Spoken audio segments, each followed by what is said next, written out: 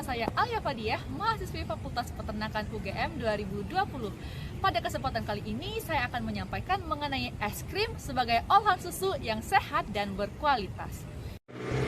Sebagai negara yang mayoritas penduduknya adalah muslim, pangan halal merupakan hal yang sangat krusial untuk dipahami.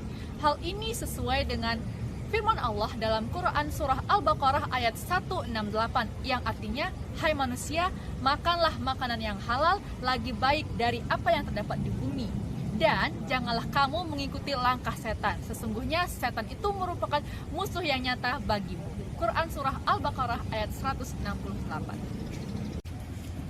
Nah, salah satu olahan susu yang populer di Indonesia yaitu merupakan es krim. Namun, es krim yang beredar di masyarakat itu banyak diproduksi oleh pabrik-pabrik besar, sehingga tingkat kehalalannya itu sangatlah rendah untuk diketahui oleh masyarakat. Hal ini karena kurangnya pemahaman masyarakat mengenai bahan-bahan apa aja yang digunakan oleh pabrik tersebut dalam pembuatan es krim. Dilansir dari halalmui.org, bahwasanya es krim itu dibuat dari beberapa hasil sapi dari produk olahan keju, yaitu ada laktosa, whey protein konsentrat, whey powder, kasein, gelatin, dan juga perasa. Nah, dalam pembuatan keju ini digunakan juga enzim renin. Nah, enzim renin ini apabila didapatkan dari bahan dan juga hewan yang halal, itu alhamdulillah es krim yang dihasilkan juga halal. Namun apabila enzim renin yang digunakan ini dari hewan yang haram ataupun hewan halal, tetapi dalam proses penyembelihannya itu tidaklah secara halal, maka dapat diragukan kehalalan dari es krim tersebut atau es krim tersebut dapat terkena dengan najis. Seperti itu. Beberapa bahan yang merupakan titik kritis dari haramnya es krim itu ada laktosa, whey powder konsentrat, ada whey powder, gelatin, kasein, dan juga perasa. Nah, beberapa bahan ini merupakan hasil samping dari produk olahan keju, di mana dalam pembuatan keju itu menggunakan enzim renin.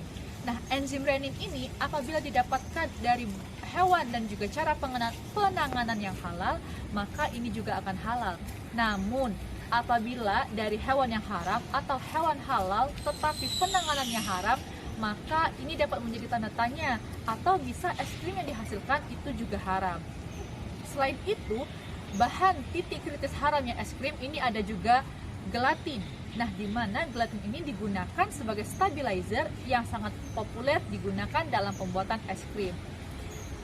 Kenapa gelatin ini menjadi tanda tanya yang besar? Karena asal usulnya itu masih diragukan apakah dia didapatkan dari hewan yang haram atau hewan halal, tetapi cara penanganannya yang belum secara halal. Oleh karena itu, kita sebagai produsen harus benar-benar mengetahui dari mana gelatin tersebut didapatkan.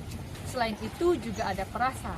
Apabila perasa yang digunakan itu berasal dari buah-buahan, maka ini dapat dipastikan bahwa es krim tersebut halal. Tetapi apabila mengandung ram atau esensnya, lebih baik kita sebagai umat muslim itu menghindari es krim tersebut, karena dalam ram ataupun esensnya itu sudah jelas-jelas mengandung khamar, yang kita tahu bahwa khamar itu merupakan produk yang haram untuk dikonsumsi.